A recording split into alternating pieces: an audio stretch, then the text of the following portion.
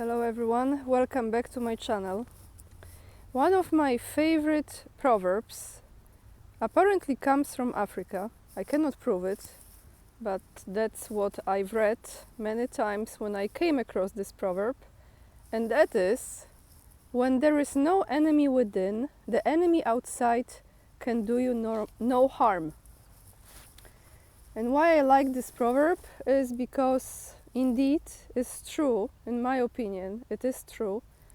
And it also comes down to yourself. If there is no conflict within you, no one can really affect you, even coming on you from the outside conflict. Or if you have a family and there is no enemy within this family, no one can betray that, because there is no enemy within. And as it's within personally or in a relationship or family, so it is in a state and in the country. And I've known this proverb for quite some time, and that's why I wanted to start this video with, because something what Donald Trump just said during his latest interview with Maria Bartiromo, it's relating exactly to that proverb.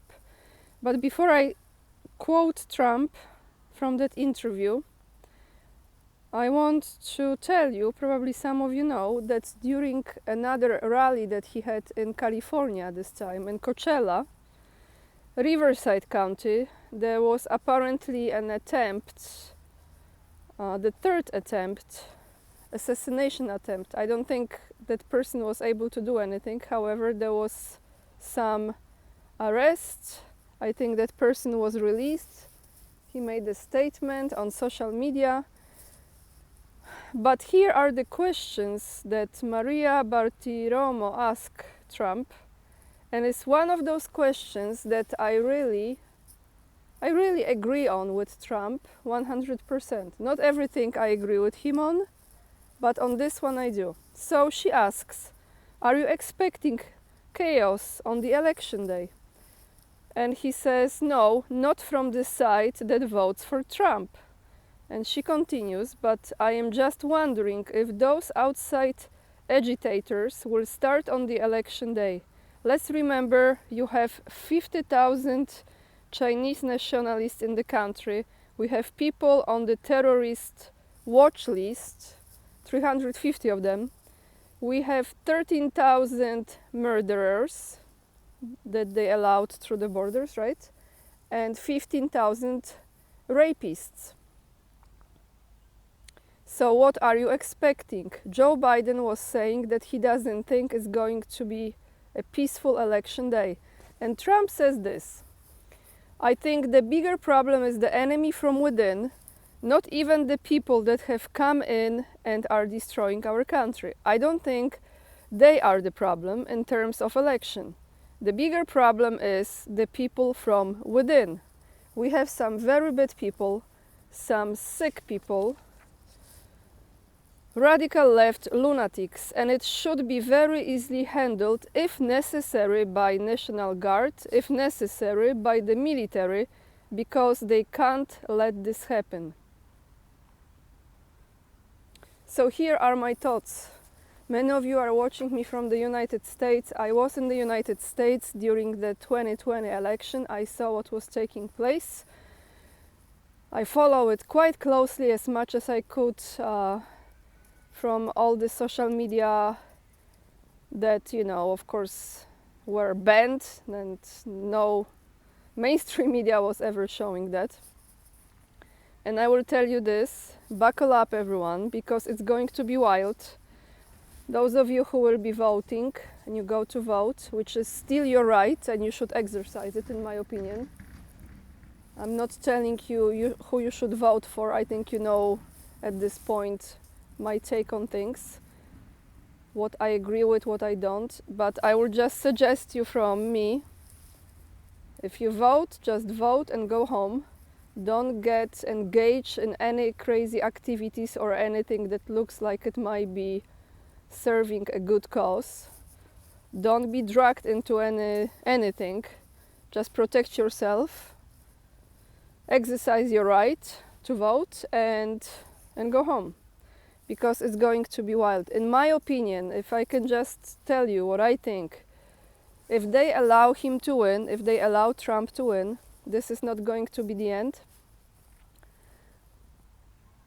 Even if he will be sworn as the next US president next year, they will still continue with those attempts on his life, and they will definitely do something to the economy.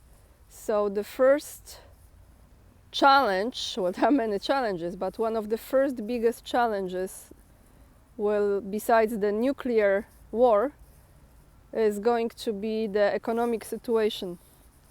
So this way or the other, there will be a lot going on, a lot of tension, a lot of stress, and I just want you to keep this in mind, because it's interesting that he brought this up. This is exactly how I feel about politics, and in any country. This is not just the United States. If there is no enemy within, no enemy from outside can do you any harm. That's why we have so many politicians who are destroying the nations, the countries from within. And then they are creating the narratives that there is enemy outside. So they distract people from really looking to where the problem lies. Meanwhile, in New York City, hundreds of pro-Palestinian protesters staged a sit-in outside New York Stock Exchange, so Wall Street, everyone. Wall Street in New York City.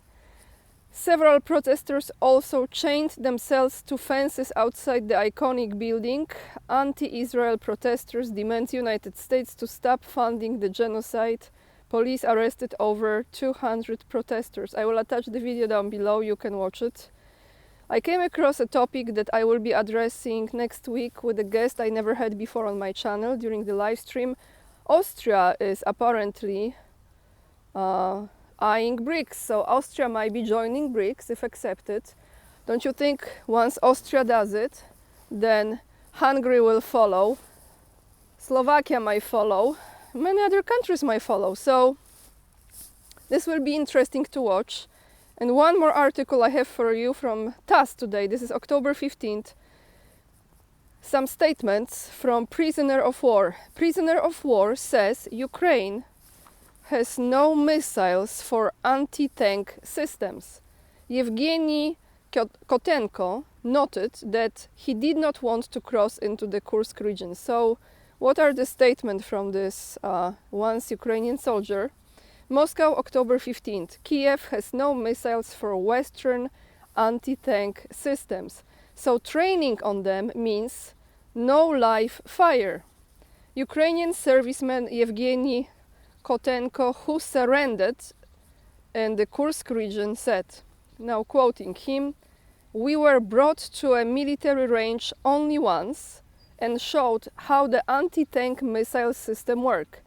We were supposed to be trained on the Milan anti-tank missile systems, but they didn't give it to us as there were no missiles. They just showed us how it shoots, and that was it," he said. This is the training, can you believe it? Yes, you can, I know you can. The prisoner of war added that he did not want to cross into the Kursk region, and he says, "I still don't understand why our guys crossed the border and came to the Kursk region. It is best we run from here, just surrender and lay down weapons. We shouldn't be fighting here, we are not on our land, and they," meaning the Russians, "won't forgive us for that."